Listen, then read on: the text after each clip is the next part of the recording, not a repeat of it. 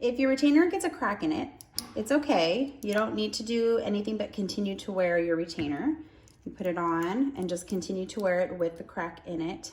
However, if the edges are sharp and bothering you, then you can take your sandpaper and just smooth off the parts that are sharp and then continue to wear it.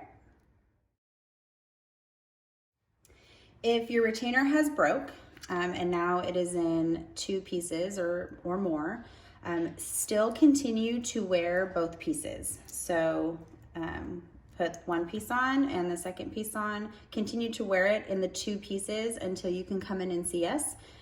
Go ahead and give us a call and let us know your situation, and we will help you from there.